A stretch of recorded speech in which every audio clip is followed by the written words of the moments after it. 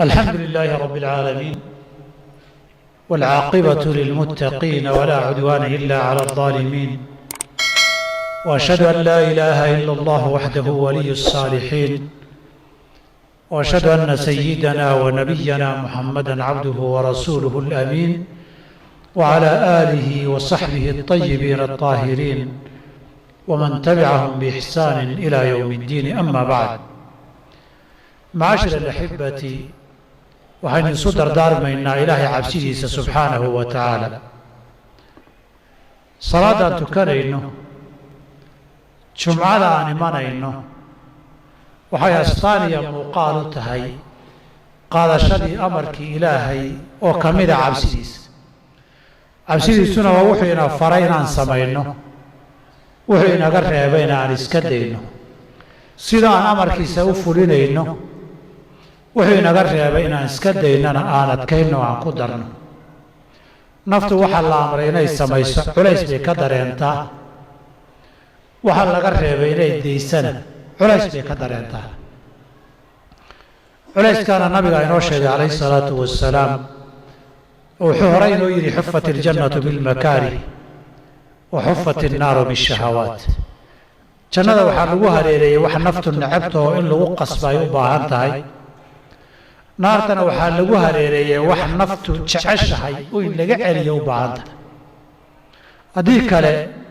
waajibkiina way dayici xaaraantiina way daaqi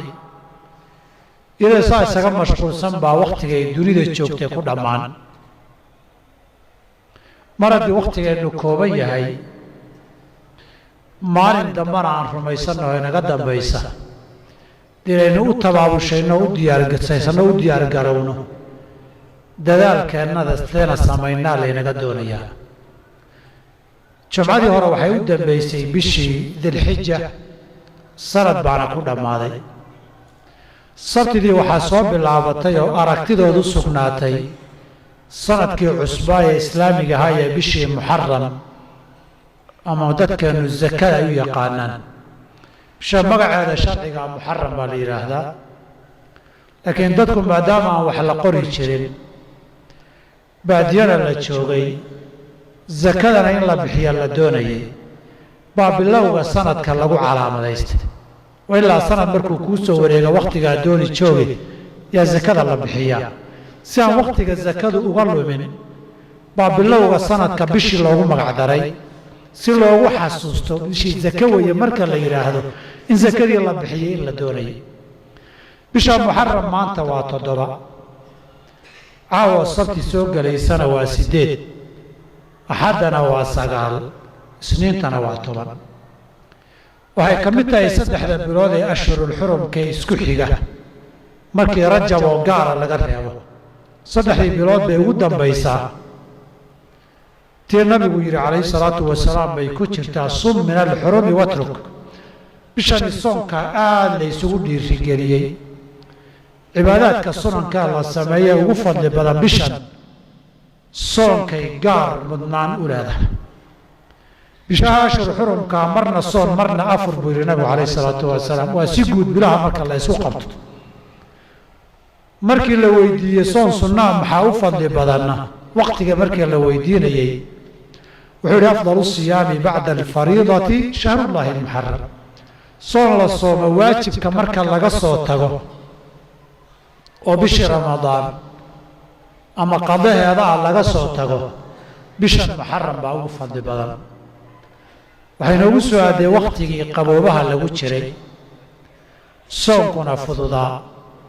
si guud bishan soonka inaan badinaa laynaga doonayaa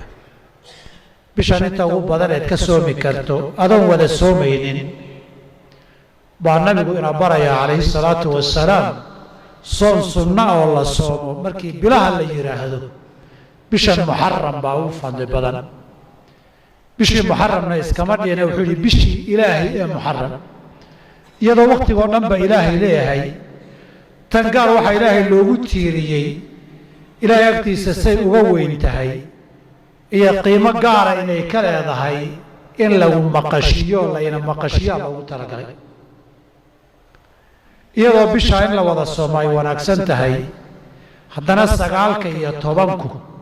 way u sii fadli badan yihiin maalinka tobnaad nabigu waa ku dadaali jiray si gaar ah inuu soomo dadkana waa fari jiray inay soomaan fadli iyo abaal gaar oy leedahayna waa sheegay ibnu cabbaas baa wuxuu leeyahy ma arag nabiga sal ly slam maalin uu soonkeeda ku dadaalayo oo ka badan maalinkaa tobnaad oo isniinta soo socota ku aadan sanadkan nabigu wax walba loo dhaafay darajada u sarraysa ee jannana la siiyey halka uu dadaal ajir ka doonayey innagoo camalkeenna iyo xasanaadkeennuna yar yihiin dembigeenna iyo khaladkeennuna badan yahay damaanad iyo dembi dhaaf aan damaanad qaadana aan haysanin waynagu habboon tahay inaan maalintaas soonkeeda intaa isku dayno inaan ku dadaalno mar nabigeennu ku dayanno marna ajirkii iyo abaalkii uu sheegay aan raadinno fii xadiidi abi qataada nabigu wuxuu inagu baray wuxuu yidhi sanad baa laysugu dembi dhaafayaa sanadkii tegey wixii ka dambeeyey 11 bishii muxaram ee sanadkii hore laga soo bilaabo ilaa maalinka 10 ay tahay laga soo gaaro dunuub badan oon samaynay oo yaryar oo aynaan badankeed xasuusnayn badankeed aynaan ogeynba inaan samaynay laakiin diiwaan maxfuud oo la qoray ku taal hadhowna culayskeedu uu ciidda ka badan yahay baa la isaga dhaqayaa intaana yaan dembi badan gelin yaan wax badan ka gaabinin yaan khalad badan samaynay yuu dembigiisu u tirsan yahay yaase dembigiisa og inuu dembaabayay in kale wada xisaaban tahay wixii sidaas ahaayoo dhani oo aadan qaar ogeyn oo aadan qaar xasuusnayn oo aadan qaar kaba warhaynin soonka maalinkaa tobnaad baa lagugu dhaafi sanad dhan ah oo ninkii ilaahay nabadba ku gaarsiiyo oo laga yaabo geeriduna cagtaba inay ku hayso uusan ogeyn soona wixii hore iska dhaqa ma mudna oo halka uu kaga qabaysto in badan oo ka mid iyo sakaa'irtii yukafiru allaahu bihi sanata alatii qablah sanadkii ka horreeyey baa lagu dhaafayaa ajir aan dhaya lagu heli karin waayo haddii faa'iidadii sanad aad raadinaysay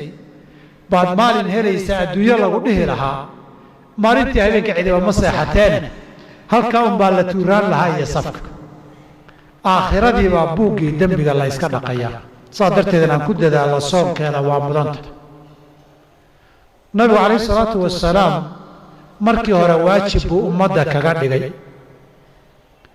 markii bisha ramadaan la isku waajibiyeyna waajibkii maalinkan waa laga cafiyey dadka sunnuu ku soo haray oo nabigu wuxuu yidhi qofkii rabana ha soomo qofkii rabana ha iska daayo booskii waajibka bisha ramadaan ee 30 gashay sababta loo soomayeyna sidii axaadiistii aan soo sheegnay qaybtii hore ee khudbada ku caddayd waxay ka soo jeedaa nabi muuse waa dhici kartaa ilaa nabi nuuxna inay ka soo jeeda maalinkan soonkiisu nabigu wuxuu arki jiray quraysh oo soonta laakiin dad asnaam iyo geedo caabudaya diin horeo nabi ay ka dhaxleen oo raad muuqda leh oo badanna uusan jirin waxba kamuunan soo qaadin bisha rabiici alawal ama mawliid oo sanadka bisha saddexaada ayuu hijro nabigu ku tegey sal ly slam madiine u wareegay madiine nimankii yuhuudda ahlu kitaabta iyo kitaabtii hore waxa ka yaqiinay baa deganaa oo ilaa qabaa'il 4 meelood bay ka deganaayeen nadiir iyo qorayde iyo qaynuqaac iyo khaybar oo waxoogay ka baxsan bay ka deganaayeen markii uu meeshii tegey ee sanadkii dhammaaday ee kii labaad muxaram la gaaray baa maalinkii tobnaad yuhuudoo soomaysu arkay nimanka yuhuudi kitaab iyo diin bay wax ka ogaayeen markaa risaalada nabigu cusbay in ahlu kitaabku wixii baqaayaadkii diintooda ah iswaafaqaan buu jeclaa si dadkan qirsan kutub hore inay jireen ay astaan iyo xudaliil ugu noqoto inuu kitaabkani kitaab saxan yahay uu nabigu la yimi sal lla alay wasalam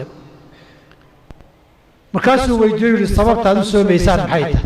waxay dhaheen waa maalin fiican oo weyn oo khayr badan waa maalinka ilaahay nabi muuse iyo reer bani israa'iil badbaadiyey fircawn iyo dadkiisii iyo cadowgii iyo gaalkiina ilaahnimada sheegtayna biyaha lagu hafiyey nabi muuse shukri iyo mahad ilaahay u soomay mahad celin annagana waa soomaynaa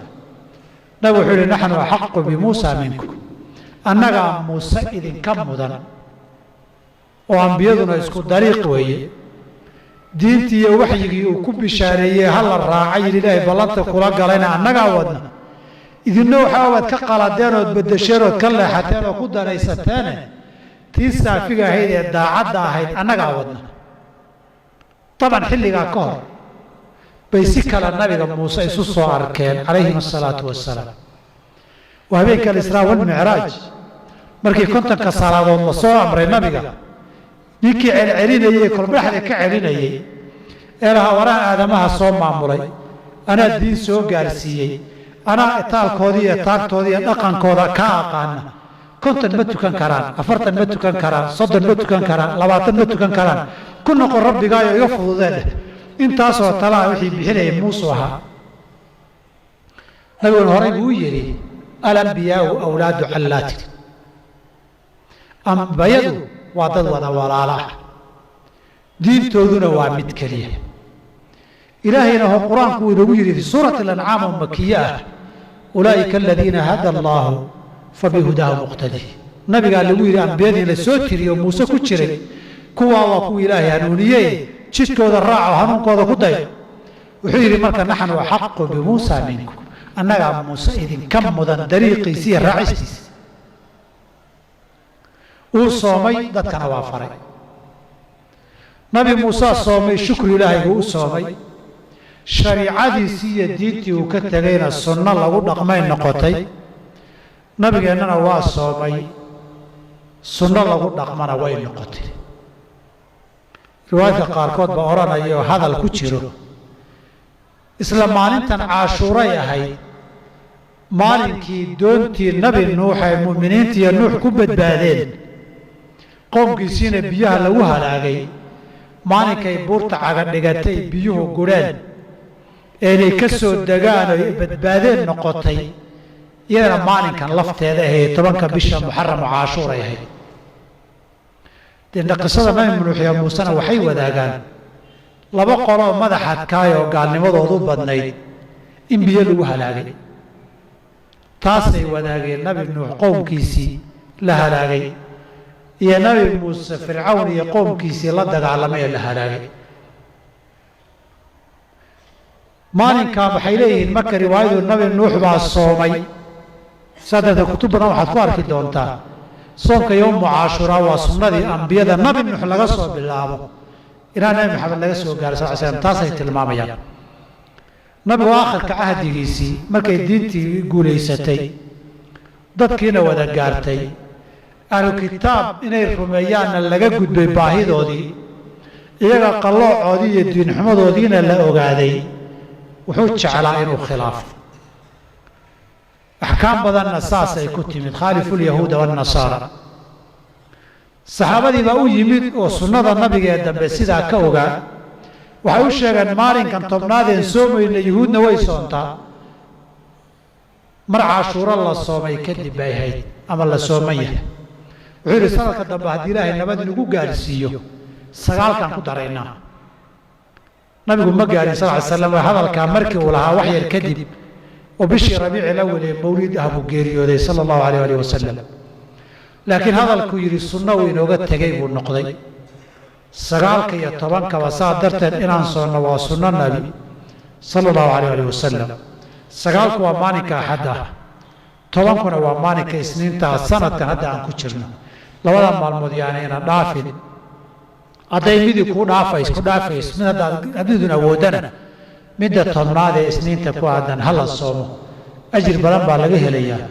dembi baa la ysugu dhaafayaa sunno nabi baa la noolaynayaa rabbi baa nicam loogu shukrinayaa ilaahay xaq allah ina waafajiyo khayrkan allah inagu sugo awaabta cibaadaadka iyo saalixaadkan allah inoo fududeeyo allahuma inaa nasaluka alhudaa waltuqa walcafaafa walghina allahuma alhamna rushdana waacidna min shuruuri anfusina اللهم آت نفوسنا تقواها اللهم زكها أنت خير من زكاها أنت وليها ومولاها اللهم إنا نسألك رضاك والجنة ونعوذ بك اللهم من سخطك ومن النار. اللهم اصلح لنا ديننا الذي هو عصمة أمرنا، اللهم اصلح لنا دنيانا التي فيها معاشنا، اللهم اصلح لنا آخرتنا التي إليها معادنا. اللهم اجعل الحياة زيادة لنا في كل خير، اللهم اجعل الموت راحة لنا من كل شر.